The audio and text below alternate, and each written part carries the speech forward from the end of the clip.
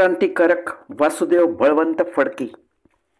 देशाच्या स्वातंत्र्यासाठी मी सर्व त्याग करीन आणि शत्रूशी प्राणपणाने लढेन असे उद्गार काढणारे व अंतिम श्वासापर्यंत शत्रूशी सतत झुंज देणारे वीर वासुदेव बळवंत फडके. जन्म 4 नोव्हेंबर 1845 कुलाबा येथे झालेला. आजोबांचे नाव अनंतराव फडके.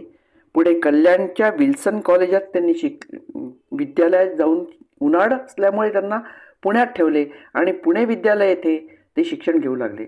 अभ्यासांची त्यांना विशेष आवड तर नव्हतीच, पण धार्मिक व आध्यात्मिक पुस्तकं जास्तीत जास्त वाचून काढण्याचा उपक्रम होता. त्यामुळे त्यांचे मन तयार होत गेले. त्याचबरोबर व्यायामशाळेतील दंडबैठका, इतर व्यायाम आणि शरीरही पोलादाप्रमाणे बलदंड बनवले. पट्टा ते उत्तम फिरवीत. बंदूक नेहमीच त्यांच्या जवळ असे. नेम मारण्यास ते चांगलेच तरबेज होते. त्याच्यानंतर बालपणापासूनच घोड्यावर बसण्यात पटाईत होते. मॅट्रिक होण्याअगोदरच त्यांनी शिक्षण सोडले आणि नोकरी करायला लागलेले पाहून त्यांच्या वडिलांनी त्यांचा विवाह करायचे ठरवले. काशीनाथ शास्त्री कंटे यांच्या गोदावरीशी त्यांचा विवाह झाला. ती वीरपत्नी गोपिकाबाई म्हणून पण प्रसिद्धीस आहे. पुढे मुंबईच्या रेल्वे कार्यालयात नोकरी करू लागले. इंग्रज सरकारला टोचून बोलणे त्यांना सहनच झाले नाही. आम्ही तुम्हाला हाकलून लावू असे म्हणता क्षणी ती नोकरी गेली. अशा अनेक नोकऱ्या त्यांच्या कणखरत्यांनी त्यांना सोडाव्या लागल्या. नंतर पुण्याला मिलिटरी फायनान्स विभागामध्ये त्यांनी चांगल्या वेतनावर काम केले. 1859 साली आईची प्रकृती चिंताजनक असल्याचे त्यांना पत्र पोहोचले. ऑफिसमधील अधिकाऱ्याला त्यांनी रजा मागितली, पण त्यांनी ती दिली नाही आणि नंतर आई दिवंगत झाली. ही तार हाती पडताच वासुदेव बळवंताचा राग अनावर झाला. इंग्रज अधिकाऱ्यांबद्दल त्यांच्या मनामध्ये अत्यंत चीड निर्माण झाली. याचा सूड घेतलाच पाहिजे अशी भावना निर्माण झाली. त्यांच्या मनावर आई गेल्याचा भयंकर आघात झाला.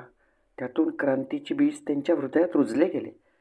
1872 न्यायमूर्ती रानडे यांच्या स्वदेशी व्यापार या विषयावर प्रेरक असे व्याख्यान झाले असता लगेच वासुदेव बळवंतांनी ऐक्यवर्धिनी ही संस्था स्थापन केली आणि स्वदेशी व्रताचा स्वीकार केला. बरेच तरुण मंडळी जमा होऊ लागली. त्यांनी दत्ताची उपासना केली. सन 1873 दत्त महात्म्य नावाचा ग्रंथ पण प्रकाशित केला.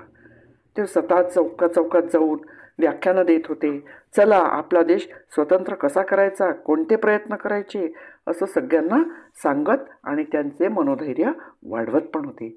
देशभ्रमण करताना मराठवाडा, माळवा, गुजरात अशा अनेक गावांना भेटी देऊन गावेच्या गावे पालथी घालून देशबांधवांसाठी त्यांनी व्यथा काय आहे हे त्यांच्या लक्षात आलं. सन 1876-77 दक्षिणेमध्ये भयंकर मोठा दुष्काळ पडला होता. त्यात हजारो लोक मेले. ही दुःखद घटना पाहून त्यांना राहवल्या गेले नाही आणि इंग्रज सरकार विरुद्ध बंडाचा निश्चय त्यांनी पकडला. हा निश्चय केलाच आणि गुप्त संघ कार्यकारी संस्था स्थापन केली. त्याकरता पांढरपेशा लोकांकडून त्यांनी पैसे मागितले, पण त्यांनी पैसे देण्यास मनाई केली. त्यामुळे पुण्याभोवतालच्या धनगर, रामोशी, कोळी व शेतकरी या लोकांशी संबंध साधून बंड करण्यासाठी त्यांनी सेना उभारली. स्वराज्यातील लूट पैसा जमा केला. लोकांनी त्यांना बरेच सहकार्य केले. वासुदेवरावांचे खास सहकारी केशवराव आणि दौलतराव होते. हरणी या गावावर आक्रमण केले असता त्यांना हजारो रुपये सोने, नाणे, हिरे असे बरेच अवज मिळाले. अशा प्रकारे बऱ्याचशा गावात लूट करून त्यांनी पैसा मिळवला. या लुटीचा कारभारात इंग्रज सरकार अधिकच भडकले आणि वासुदेव बळवंतांचा तपास करायला लागले. अचानक छापे घालायचे, आक्रमण करायचे, पळायचे वासुदेवरावांचे उपक्रम अनेक दिवसापासून चालूच होते. सावरगाव, चांदखेड, खंडाळा अशा कितीतरी गावापासून त्यांना फायदा झाला. त्यांच्या सेनेमध्ये अनेक प्रकारचे लोक होते. त्यांचे वास्तव्य पुण्याच्या भवानी पेठेतील गणेश मंदिरात होते. त्यांना पकडण्यासाठी इंग्रज सरकारने डॅनियल नावाच्या अधिकाऱ्याची नेमणूक केली. त्यांनी स्वराज्याचा जाहीरनामा काढून रिचर्ड टेम्पल यांना पाठवले. त्यानंतर एवढंच कशाला, तर वासुदेव बळवंतांना पकडून देणाराच 4000 रुपयाचे पारितोषिक देण्याचे जाहीर केले. वासुदेव वाऱ्याप्रमाणे पळत होते आणि डॅनियल त्याचा पाठलाग करत होता. हे सर्व करता करता डॅनियलच्या गोळीबारामध्ये दौलतराव शिकार बनले. सगळे सहकारी मारले गेले. वासुदेव बळवंतरावावर फार मोठे संकट कोसळले. अनुयायी पकडले गेले. ते निराश तर झालेच होते, पण डॅनियलने सुद्धा आपल्या गुप्तचरांचे जाळे पसरवले. या सगळ्या धावपळीमुळे व वणवण भटकल्यामुळे शरीराकडे दुर्लक्ष झाले आणि वासुदेवांचा आजार बळावला. आजार चांगलाच विकोपाला गेला. काहीतरी करण्याचे मन होते. देशासाठी काय करू शकतो याचा ध्यास, पण शरीर साथ देईना. अज्ञातवासात जायचं ठरवले आणि लगेच ते गाणगापुरास गेले. ईश्वरापाशी प्रार्थना केली आणि म्हणाले, देवा, या डोळ्यांनी असले हाल पाहायला लावण्यापेक्षा मृत्यू का नाही देस रे मला? माझ्या देशबांधवांचे हाल मला पाहवत नाही. त्याऐवजी मला मृत्यू दे, तो तरी बरा. काही दिवस पालटल्यावर ते मल्लिकार्जुन येथे गेले. नवीन नवीन मित्र बनवून पुन्हा त्यांनी काम करण्यास सुरुवात केली. वासुदेव बळवंतांना पकडण्यासाठी शासन यंत्रणा जोमाने कामात लागली होती. अगदी तुडुंब पुराने भरलेली भीमा नदी पार केली. सतत पळणे चालणे सगळं क्षीण झाल्यामुळे अति परिश्रमाने परत त्यांचा आजार बळवला. गाणगापुरापासून देवनाथनी येथे एका खेड्यात देवळात ते होते. त्यांच्या समवेत गोपाळ मोरेश्वर साठे पण होते. आडोशाला झोपले असतानाच शोध घेत घेत 40 तासाच्या प्रवासानंतर डॅनियल तिथे पोहोचला आणि त्याच्या सैनिकांनी त्यांना गाढ झोपेत पाहून हळुवारपणे झोपल्या जागी दोन्ही पाय हातावर ठेवून त्याच्या छातीवर पिस्तूल रोखले. झडप घातली.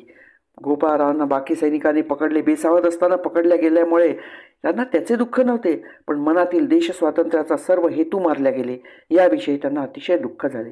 स्टीफन्सन याने दोघांच्याही हातापायात साखळदंड घालून दुधी मार्गाने पुण्यात आणले. न्यायालयासमोर खटला भरण्यात आला आणि 7 नोव्हेंबर 1879 रोजी निर्णय लागला. जन्मठेपेची व काळ्या पाण्याची शिक्षा त्यांना ठोठावण्यात आली. त्यांचा चेहरा हसत होता. प्रसन्न मुद्रेने त्या शिक्षेचा त्यांनी स्वीकार केला. अतिशय कडेकोट बंदोबस्तात कारागृहात नेण्यात आले. त्यावेळी अनेकांनी एकमुखाने गर्जना केली, वासुदेव बळवंत फडके की जय. वासुदेवांची देशभक्ती अपरंपार पाहून मिसेस हिगिन्स यांनी, ही युरोपियन महिला, तिने त्यांचे पुष्पहाराने स्वागत केले आणि त्यांना कारागृहात नेण्यात आल्यावर ती भयंकर वाईट परिस्थितीत त्यांना दिवस काढावे लागले. हे तर होतच, हालअपेष्टा होणारच होत्या. हे मृत्यू बरा इतके त्यांना त्रास देण्यात आले. शेवटी त्यांना वाटेल ते काम करून पाठीत शिळका उठवत होत्या.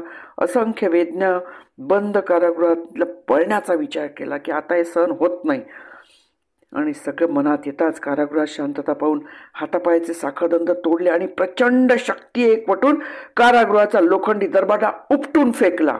लगेच बाहेर उडी घातली आणि सतत 12 मैल वाऱ्याच्या वेगाने धावत सुटले. क्षीण झालेले शरीर धापा टाकत टाकत शेवटी लेहजवळ बीर उबैद या ठिकाणी त्यांना सापडले. तिथेही बरीच मारहाण झाली आणि त्याही परिस्थितीत इंग्रजांनी त्यांना चांगलाच ठोक केली. अत्यंत क्रूरतेने त्यांचा छळ करण्यात आला. आयुष्यभराच्या कष्टाने शरीर टिकाव धरू शकत नव्हते. वेळोवेळचा आजार हे बर्वे यांनी त्यांना बरीच मदत केली, पण अंतिम श्वासाला सुद्धा म्हणाले की मी मरून जाईन, पण या दुष्ट इंग्रजांना मेल्यानंतरही शांतता लाभू देणार नाही. त्यांनी 17 फेब्रुवारी 1883 रोजी मातृभूमीच्या चरणी आपला देह सोडला. त्यांचा आत्मा अमर आहे. स्वातंत्र्य संग्रामाच्या यज्ञकुंडात वासुदेवांची पहिली आहुती पडली. त्यातून अनेक क्रांतिकारकांनी त्यांच्या प्रेरणा घेतल्या. अनेकांनी आपल्या प्राणांच्या आहुत्या देऊन त्या यज्ञकुंडाच्या ज्वाला पेटत्या ठेवल्या आणि भारतीय स्वातंत्र्याचे सुंदर दृश्य साकारले गेले. म्हणूनच त्यांना क्रांतिकारकांचे जनक असे देखील म्हणतात. जय वासुदेव बळवंत फडके की.